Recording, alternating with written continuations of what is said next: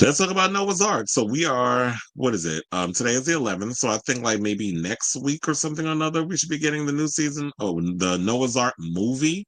So yeah, now it's been 20 years since Noah's Ark hit the airways, where it was like a big thing over on Logo. So Christian Vincent, who played the promiscuous Ricky, is basically speaking out on why the show still resonates with fans. And I am here for it. Well, hold on, because I was like, let me pull up the photo. Come on, Ricky. Let's get set down. Now, Noah's Ark aired from 2005 to 2006 on Logo and starred Daryl Stevens, Rodney Chester, Christian Vincent, and Doug Spearman as Noah, Alex, Ricky, and Chance, which of course is like the ARC, which I don't know if anybody noticed that. It was like, yeah, you had Noah, and then Ark would be the friends, which would be Alex, Ricky, and Chance. So they take the first letter of each of their names to kind of play into that. And I was like, yes, that was cute. So the show was hailed as groundbreaking for focusing on four gay black men in the early noughties, Los Angeles, and tackling subjects such as homophobia, sex, and AIDS, at a time when not many shows did. The comedy drama was continued in 2008 with Noah's Ark Jumping the Broom. The cast then reunited again in 2020 for Noah's Ark The Rona Chronicles. Noah's Ark, the movie, picks up the story of Noah and Wade, played by Jensen Atwood, as they prepare to adopt twins. At the same time, they both offer their dream jobs. A synopsis of the film teases shocking plot twists, laugh out loud comedy, and thrilling displays of Disney intoxicating, heart lifting romance. Now, speaking of Pink News exclusively ahead of the film's release, Christian Vincent, who reprised his role as the promiscuous Ricky, as I called him earlier, said it felt very different entering the Noah's Ark world now compared to 2005. He said, quote, it really wasn't anything that you'd seen on television. This is what he said of the shows 2 decades ago. And it wasn't popular. It wasn't really popular for an actor's career to venture into this LGBTQ plus space. There was a lot of unknowns in doing it, but I did it because I wanted to. Even now, a show featuring predominantly black queer characters remains rare, if it happens at all. Reflecting on the landscape of the time still, at the time, still, Vincent says the show felt very niche. Part of the reason for this was that it was broadcast on Logo, a channel that would become famous only a few years later for hosting RuPaul's Drag Race, but at the time was brand new. But Vincent isn't convinced the show would have run longer than had it been broadcast after Drag Race debuted. He said that thought did go through my head, but I think Noah's Ark was on reruns at the time, so it's not that it wasn't on the network.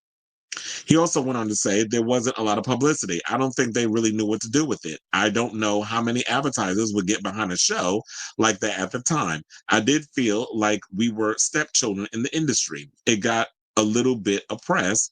It wasn't the greatest press. Okay, so before we move on with that, I definitely want to unpack a little bit of that so far. I'm gonna have to agree with him on that because you want to know something? To me, it feels like the same conversation that was had. Well, I don't know if y'all watching the Reliving Single podcast, but I remember like this was something that they also talk about, which is like when Living Single came out, they weren't getting a lot of press and stuff with the show either. Oh wait, it wasn't Living Single. They might have been Living Single too. It was New Undercover. New Undercover. I remember when they was doing an interview. I think they were on Tamron Hall, and they brought back Michael De Lorenzo, Lauren Velez, and Malik Yoba, and they were talking about how like when they would go on the Fox lots, the other things they had to fight for, even though Living Single also had their issues where they had to fight for things, the crafts table or something, like so much drama going on behind the scenes, and the way that they treat black talent versus the white talent, where all the Friends cast came together collectively and got what they wanted. But it was like when black people came and stepped up, then you saw TC Carson got fired, that whole sort of thing. But yeah, when it was New Undercover, they mentioned that when they try to that they didn't get a lot of the promotion that they were supposed to get for the show, that there was a lot of behind the scenes drama with the way they were being treated by the networks, and it's sad to hear that that's something that you have to deal with. And the fact that it was like, yeah, when you look at it at the time, like that's why I always say, like, I feel like so many people take a lot of these shows for granted where there's a lot more queer representation than ever before. We still have a long way to go in regards of black queer entertainment. There's still slim pickings when it comes to that. So I remember when Noah's Ark first came out, like I was heavily excited. And it wasn't only because of Noah's Ark, it's because I was a Patrick Ian Polk fan for a while. I remember when his movie Punks first came out, and that was like this little independent film, and it was playing on the little circuits or whatever, the festivals and all other stuff, and then like the independent queers movie spaces were showing it. And I remember when that movie first came out and the overall excitement that a lot of my Black queer friends had gotten when that movie came out. And unfortunately, when it came out in theaters, I never got the opportunity to see it. But years later, I did catch all his other stuff. The Skinny with Jussie Smollett and some of the other projects that Patrick Ian Polk has been a groundbreaker in regards of the type of content he's been putting out and pushing forth regarding the representing stories around Black queer men. So while you have Tyler Perry that hits a certain niche and a certain market with his people, to me it felt like the one person, I mean, we had Maurice Jamal and a bunch of others too, may he rest in peace. But we also had so it was great at that time, like in the 2000s, when we had people who were creating content that was for us, even if it was just like a little. And then when YouTube started becoming this new thing, people were filming things and putting it on YouTube as well. So at the time, it was like, yeah, Noah's Ark wasn't getting the representation that it should have gotten. Logo was a relatively new channel, and so they have the little things, and they have the big gay sketch show that Coleman Domingo was a part of. Now you see how big Coleman Domingo is as an actor, how his career has progressed since him being on the big gay sketch show. I think Johnny McGovern was on that show too. But so we had a couple of little things on Logo, but it was like, yeah, but when it came down to it, it was this show and it was RuPaul's Drag Race. But I guess they invested a little more in RuPaul's Drag Race because RuPaul is an actual name. He's a name that was well known within the queer spaces, but also people in the mainstream knew him too because he had that crossover moment throughout the 90s until his career kind of like went a little on life support a bit, and then RuPaul's Drag Race resurrected his career. So now, regardless, the show did find its audience. The first 2 episodes are available in full on the Logo YouTube channel. Well, actually, I believe if you have Paramount Plus, you can also watch Noah's Ark on there. I actually own both seasons in a box set, so I could put on Noah's Ark anytime. And also, like I said, if you have Paramount Plus, you could watch the episodes on there. I think they also have Jump in the Broom and stuff on there too. I gotta check. Now, they said, yeah, the first 2 episodes are available on the Logo YouTube channel. One look at the comments shows how much the show means to people, namely queer people of color. Vincent said the response from fans, even in the pre-social media age, outweighed all the whatever negative came. That was a mixed response. And the positive reception from the community affirmed to Vincent that doing the show had been the right choice, saying, quote, a lot of people in my life were iffy about doing it. They didn't think it was going to be super beneficial for my career. But having people talk to him over the years about they used to store the DVDs under their beds or sneakily watch it at night has further validated Vincent. He said it helped people. And you want to know something? This is the same. Wait, before I even get to my comment, I'm going to just finish what he had to say. So he also went on to say, it's the reason why I came back when we did the Rona Chronicles. I told Patrick, I'm coming back to do this because of the people who love the show. And the same thing now with the movie. I really appreciate people who appreciate us. And people have to realize, like, yeah, back in the day in the 2000s, especially when it was just like, this is something that we never really experienced. I think the same thing that a lot of us got when Queer as Folk, how people would sneak and watch it. Not me. I had that recorded on my damn cable box. So when I was a kid, my parents already knew what I was watching because I was already out. So I would watch Queer as Folk. I watched Noah's Ark.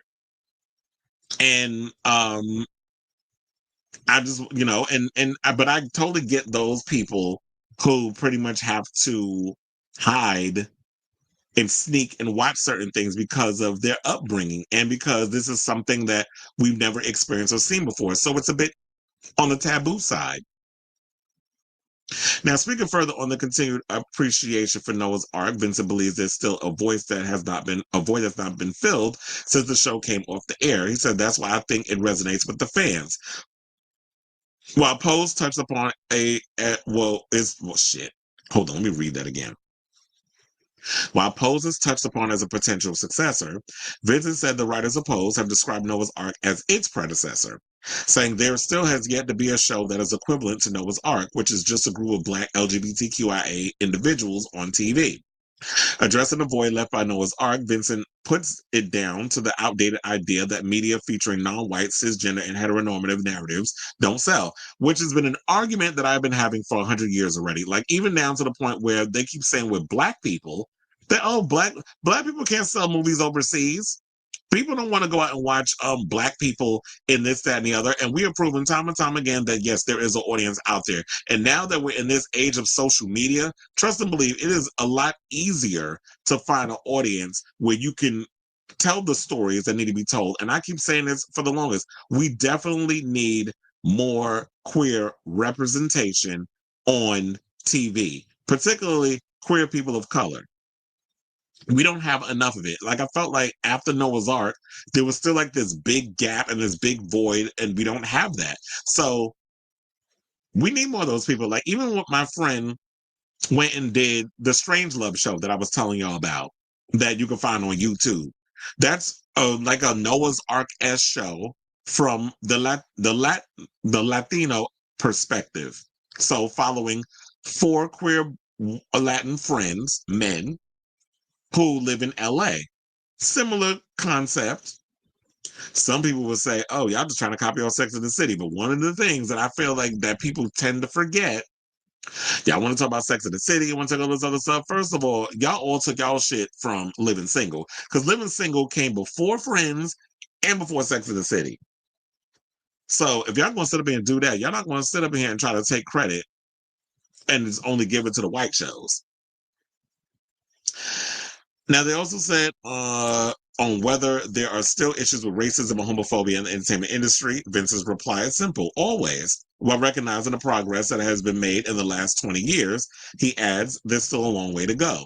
So, while Noah's Ark, this movie is coming out at a time where this is a difficult time for the queer community, especially with what's happening with this current administration. I think this is the perfect time that it needs to come. And I always feel like when things happen, when we're up, when our backs are against the wall, we're under attack from a lot of these organizations that don't see it from us, these closet cases like JD Vance and Mike Johnson, who want to sit and eradicate all these organizations, and people who like to wallow in their own hate, like Stephen what's the name? Stephen Smith? The one with the receding hairline? So while we got all these other haters and stuff from the Trump administration that's trying to pull all the puppet strings and this, that, and the other, this is the time where we need to be more resilient. We got to get out here and fight for the things that we have seemed like we got a little too comfortable and taken for granted.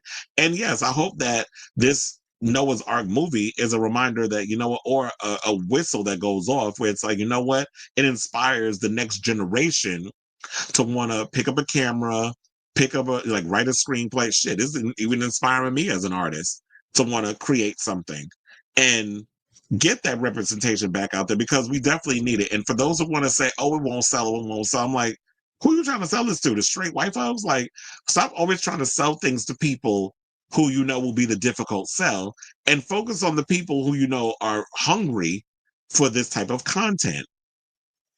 And that's what we should be focusing on as creatives, as marketers, as artists, is like, create the things that we know that a certain demographic are looking for. And if they respond to it, that's great. And if those other people who we're not really, if y'all want to come in and you want to be joining on the fun and the party and all that other stuff, if you want to be a part of the situation, we're not going to shut the door. You can come in and just enjoy what we're doing and what we're putting out here. If you want to get into our shows and support a Noah's Ark or a Queer as Folk type, one of those type of shows, then I don't think we'd be bothered by it. Because like I said, and like Christian said, this show has changed a lot of people's lives. And I'm looking forward to seeing the movie when it comes out. So I definitely want to hear from y'all. What do you guys think of this story regarding what Christian Vincent had to say about the upcoming Noah's Ark movie? Are you guys excited to see this? And do you feel like, yeah, we definitely need more representation in regards of like, particularly queer people of color? Like, where are those stories? And I love the fact, one of the things that I love, and I have no problem with interracial relationships. Like I said, I am a product of interracial relationships, but I love the idea that Noah's Ark explores Black love. Whereas it's like, yeah, if you want to be in an interracial relationship, we'll include that in the show, but that should be the only representation that you see on TV. That the only way that you can see a Black man in a relationship with someone is they have to be with a white man or a white woman. So I do like the idea they want to show like it is possible you could be in a same sex relationship with someone that is the same complexion as you, because Noah and Wade is the same damn complexion. So let me know what you guys think of this story in the comments down below.